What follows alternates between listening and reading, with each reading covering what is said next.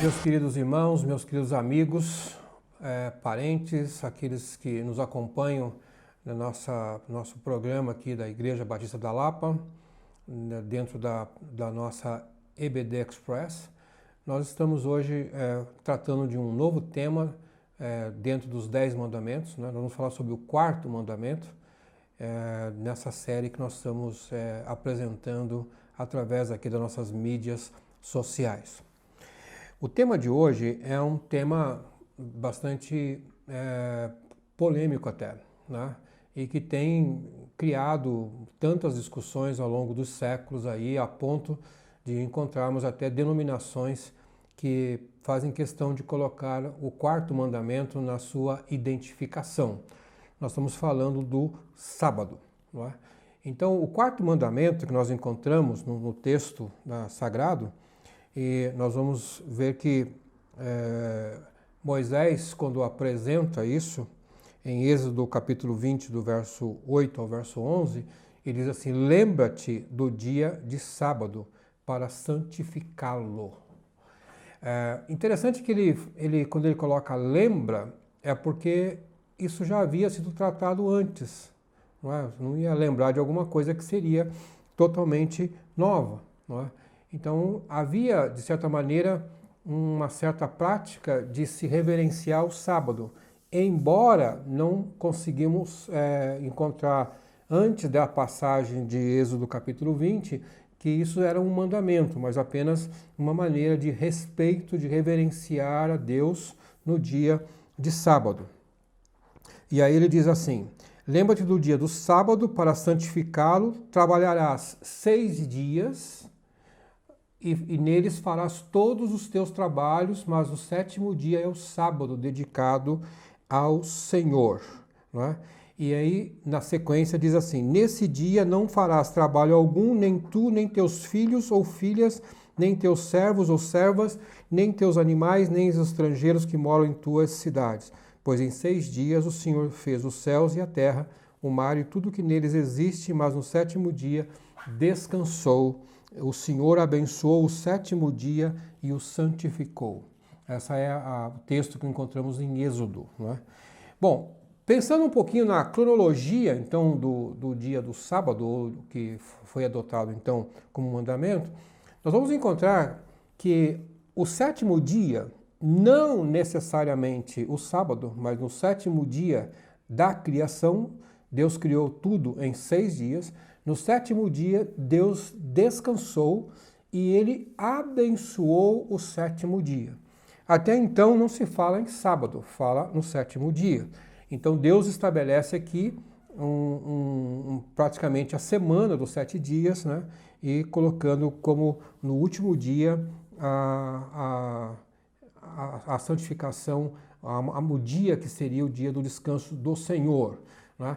E nós vamos encontrar depois, ainda já no deserto, né, quer dizer, anos depois, ou milênios depois, né, veja que não havia uma observância no texto bíblico, não se cita que os patriarcas guardavam o sábado como mandamento. Né, e vamos encontrar então que antes de se tornar oficialmente o quarto mandamento, então no capítulo 16 de Êxodo, então, quando Moisés está com o povo, ele fala: amanhã vai ser o dia do Senhor. E hoje, sexta-feira, vocês vão guardar porção dobrada do maná, para poderem não ter que fazer nenhum serviço no sábado.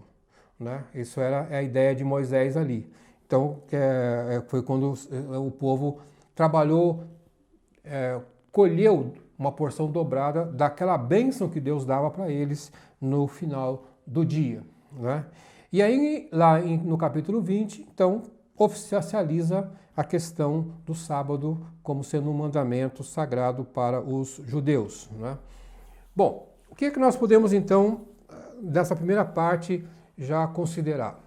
Primeiro, Deus elegeu o 7º dia para o seu próprio descanso e o santificou, ou seja, colocou esse dia à parte, colocou esse dia de uma forma especial.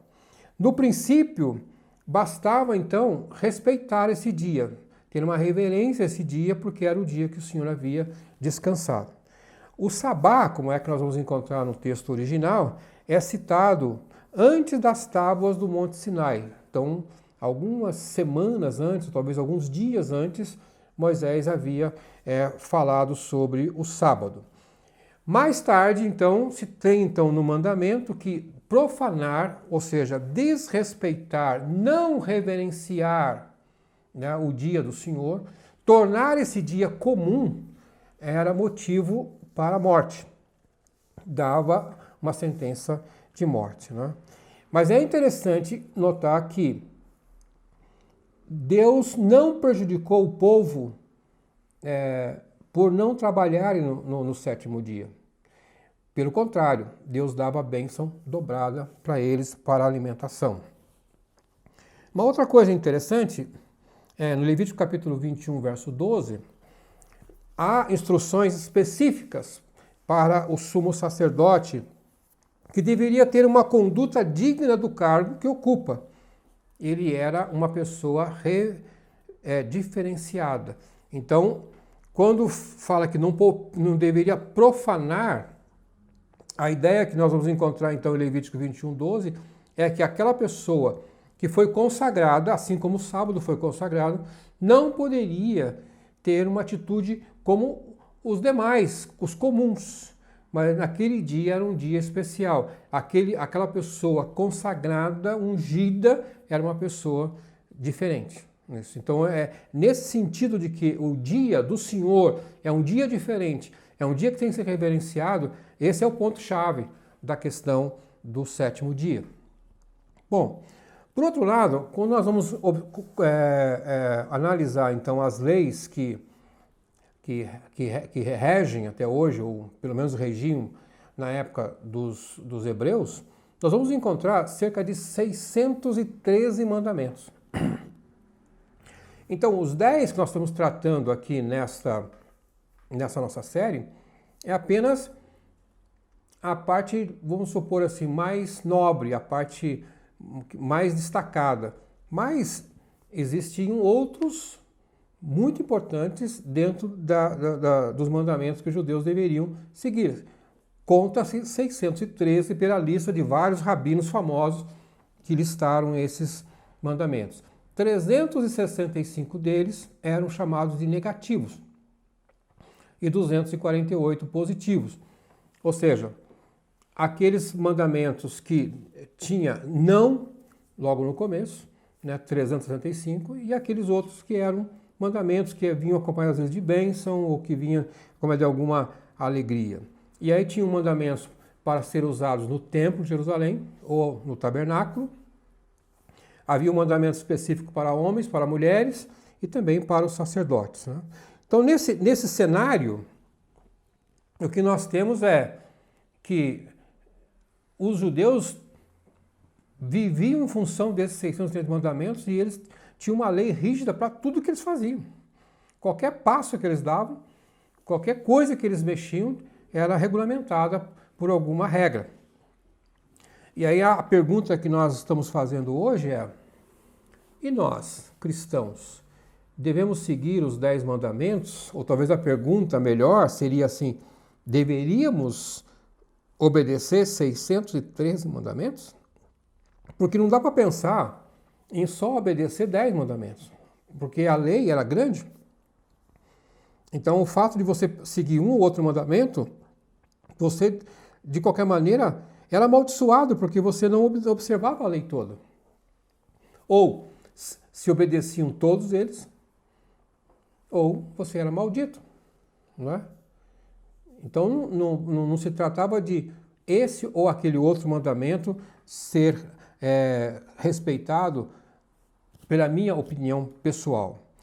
Bom, desses 10, então, que é a nossa série aqui, nós vamos encontrar que 9 deles não há grande dificuldade no nosso mundo cristão. Praticamente eles estão embutidos, ou eles estão diluídos, ou até destacados em muitas nossas práticas cristãs.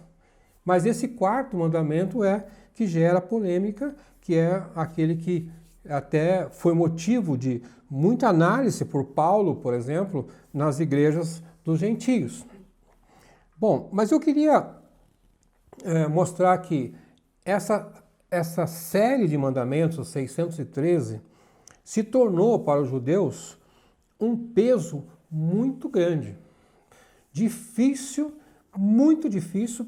A Bíblia diz que era praticamente impossível de algum judeu cumprir completamente, não é? Então nós encontramos o texto dizendo assim: já os que são pela prática da lei estão debaixo da maldição, pois está escrito: maldito todo aquele que não persiste em praticar todas as coisas escritas no livro da lei.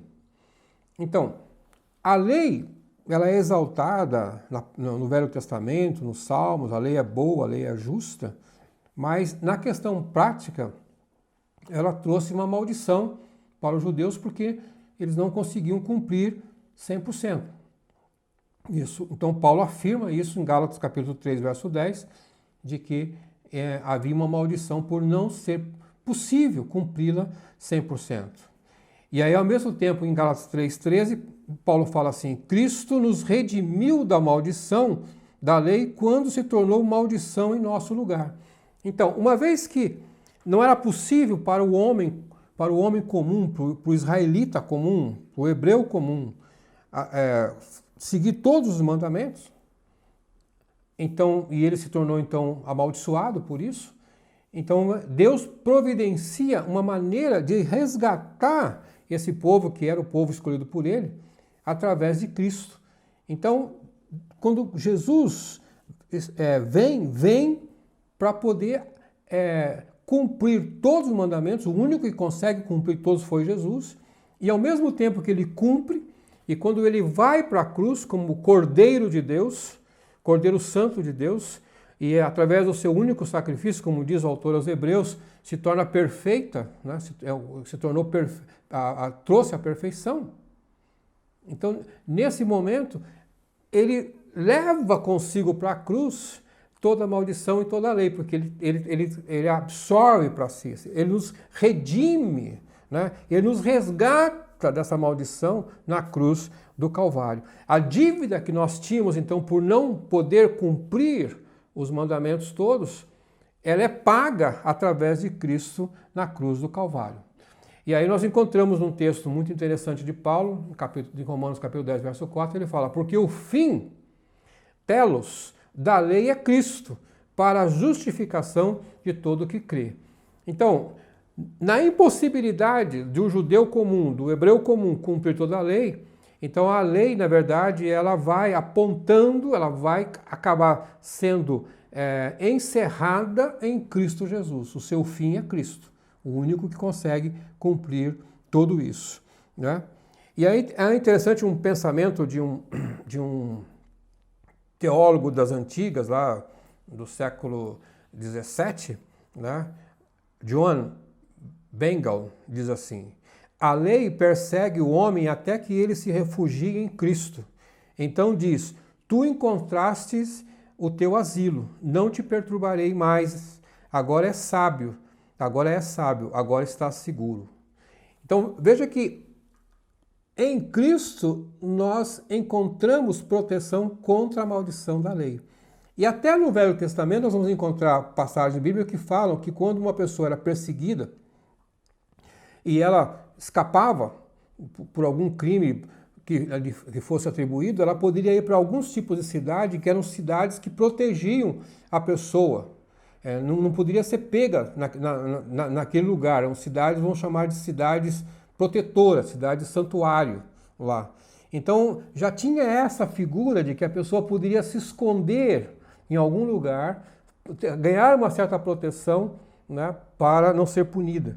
Então veja que Cristo vem também nesse sentido, né, de nos proteger contra a maldição. E aí Paulo escreve em Colossenses capítulo 2, verso 14: tendo cancelado o escrito da dívida que era contra nós e que constava de ordenanças, o qual nos era prejudicial, removeu. O que ele removeu? O escrito da dívida, inteiramente encravando-o na cruz. Então, na cruz de Cristo, ele botou lá, pendurado, todas o nosso escrito de dívida, todas as dívidas, todas as ordenanças. E a partir daí estabelece um novo tempo, né? E cancelou a escrita de dívida que consistia em ordenanças e que nos era contrária, quer dizer, que não nos favorecia. Ele a removeu pregando-a na cruz. Na cruz de Cristo, essas ordenanças foram encravadas. Essas ordenanças acabam ali, porque Jesus nos redime dessa maldição, né, e estabelece uma nova era, a era cristã. Né? O objetivo maior da lei é revelar o Cristo. Né? Então a lei, na verdade, ela aponta para alguém que era esperado, o Messias, que poderia cumprir tudo isso. Nós vamos ver também um pensamento muito, muito rico do Charles Spurgeon, um dos maiores pregadores da antiguidade, e ele diz assim: não sou um pregador do velho sábado legal. Aqueles que eram professores da lei insistem nisso o suficiente. Quanto a mim, sou um pregador do evangelho e me regozijo porque os crentes não estão sob a lei, mas sob a graça.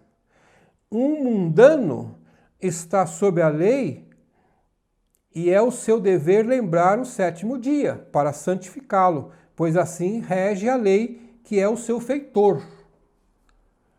Mas não estou sob a lei e, portanto, guardo esse dia não como sétimo, mas como o primeiro dia da semana, do qual meu Salvador ressuscitou dos mortos.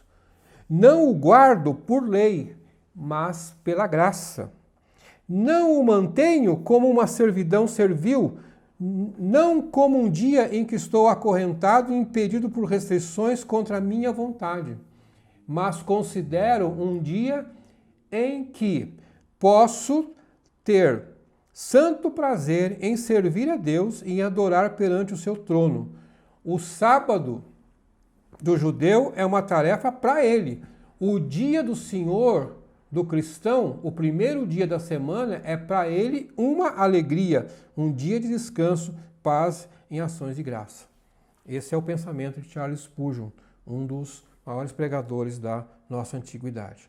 Bom, uma vez então que nós já concluímos de que Cristo pregou na cruz todas as ordenanças e toda a maldição que era decorrente da não observância da lei mosaica, nós vamos então perceber que temos um novo e vivo caminho. Isso é o que o autor aos Hebreus fala: esta é a aliança que farei com eles, depois daqueles dias, diz o Senhor, porei as minhas leis nos seus corações e as escrevereis em suas mentes. Então temos um novo e vivo caminho. Não mais a lei em pedras, mas a lei agora em nossos corações. E nós vamos encontrar também de que as igrejas cristãs, no modo geral, quando elas têm a sua declaração doutrinária, como as igrejas batistas brasileiras, elas estabelecem o ponto de observação da Bíblia, como é que elas interpretam as Escrituras. E a Convenção Batista Brasileira, na sua declaração doutrinária, logo no começo, quando ela trata das Escrituras Sagradas, no seu item 7, ela diz assim: as Escrituras Sagradas devem ser interpretadas sempre à luz da pessoa e dos ensinos de Jesus Cristo. Então veja que nós cristãos não estamos mais debaixo da lei mosaica, mas nós estamos agora sob a graça de Cristo. Então a nossa interpretação do sábado, do primeiro dia da semana e dos demais mandamentos passarão necessariamente por Cristo crucificado na cruz. E para concluir, nós vamos ver que esse novo caminho inaugurado por Jesus insere-se totalmente no mapa do amor. Não é? Jesus traz agora uma nova abordagem que até então os judeus não a consideravam dessa forma. Então ele coloca e pergunta e responde através dos primeiro e segundo grande mandamento. Ele diz assim: amarás o Senhor teu Deus de todo o teu coração, de toda a tua alma, de todo o teu entendimento. Esse é o grande primeiro mandamento. O segundo, semelhante a esse, é amarás o teu próximo como a ti mesmo. Veja que amarás o teu próximo como a ti mesmo não está na lista dos 10 mandamentos. Não aparece isso lá. Mas na visão de Jesus, no ministério de Jesus, ele traz o amor ao próximo como o segundo maior mandamento. Então, desse ponto de vista, nós podemos ver então que esses 10, embora seja uma síntese de todos os mandamentos de Deus, mas Jesus dá uma importância muito grande para o amor, e se ele tivesse talvez que reescrever os 10 mandamentos de Moisés, ele apareceria certamente em segundo lugar. É isso que nós vamos observar. Há muitas pessoas que têm dificuldade de entender esse novo vivo caminho que vemos pela graça, porque as pessoas gostam de ter regras para cumprir, se sentem mais seguras como regras para cumprir. Em casa nós temos um cachorrinho que ele me chama a atenção pelo seguinte: toda vez que eu pego a coleira, ele fica feliz. E eu fico olhando para ele e falo assim: mas você é mesmo bobinho, né? Porque a coleira é um símbolo de prisão ali. Mas quando eu pego a coleira, ele entende que a coleira é para a gente vai sair de casa, ele vai ter liberdade. Então ele fica todo feliz. Há muitos crentes que gostam de estar na coleira e se sentem felizes, como o meu cachorro lá de casa, né? E ainda eu queria, ainda voltando nessa questão do amor, lembrar que Jesus, quando ele fala no segundo grande mandamento, ele se refere a um mandamento que está na lista dos 613 mesmo, mas ele está lá na posição 205. Né? Não é um dos primeiros. Quando você pegar a lista dos mandamentos positivos, não é?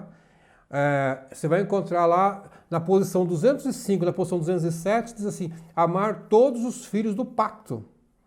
Né? Levítico capítulo 19, verso 17.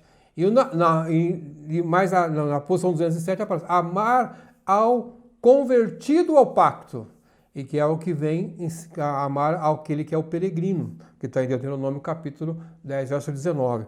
Então Jesus pega esse mandamento de amar o próximo, que está quase que na final da lista, e o coloca em segundo lugar nas suas ordenanças, no novo e vivo caminho. Queridos irmãos,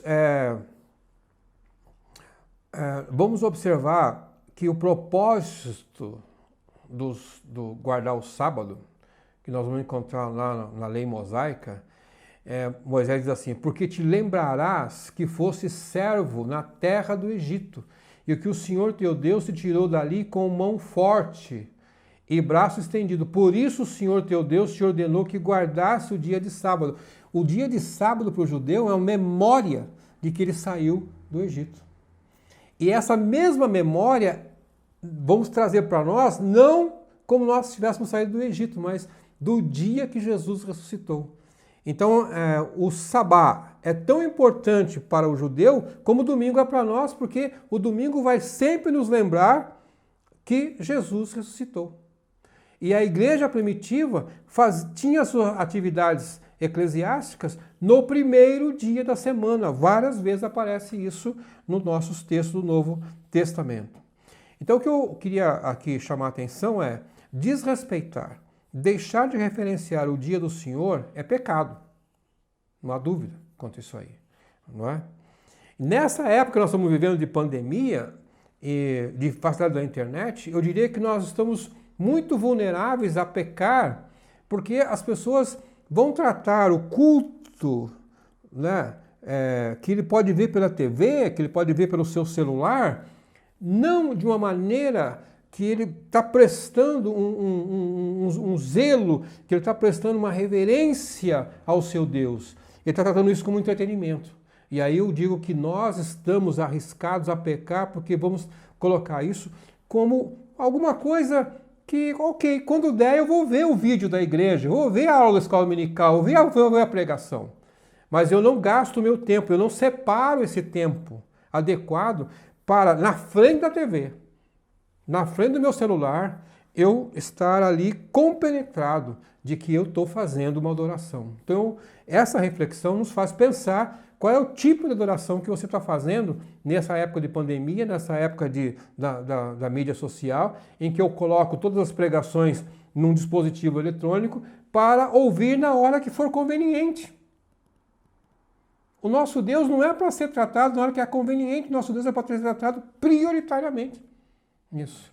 Então, mesmo que tenhamos essa facilidade, isso não nos dá o direito de tratar a nossa adoração a Deus de uma forma tão leviana como estamos arriscados a fazer. Não é? Então, que Deus te abençoe, né? E que você tenha um zelo sempre grande pelo dia do Senhor. Né? Não vai lhe fazer mal você, às vezes, sacrificar alguma das suas atividades para poder adorar a Deus nesse dia. Eu me lembro de uma história, quando eu era criança ainda, menino, e que eu aprendi que o domingo era o dia do Senhor, que eu ia para a igreja. E aí eu sou de uma família muito pobre, e lá no Paraná, em Telêmaco Borba, eu tinha que engraxar sapato para poder ter o meu dinheiro. Mas domingo de manhã naquela cidade, isso há praticamente 60 anos atrás, quase, era o dia que todo mundo engraxava sapato de manhã. Era uma mania da época dos homens engraxarem sapato, mesmo que a cidade era uma cidade que não tinha rua asfaltada. E todo mundo ganhava dinheiro daquela manhã, mas eu não podia ir, porque eu tinha que ir para a igreja. E aí o que eu fazia? Eu ia para a escola dominical, fazia o que eu tinha que fazer, assistia a minha aula, voltava para casa, almoçava, e aí eu pegava minha caixinha de engraxar sapato e ia lá no ponto onde as pessoas vinham para engraxar o sapato. Surpreendentemente, eu fazia mais dinheiro naquela tarde do que eu poderia fazer pela manhã, porque todos os meus concorrentes já tinham ido embora.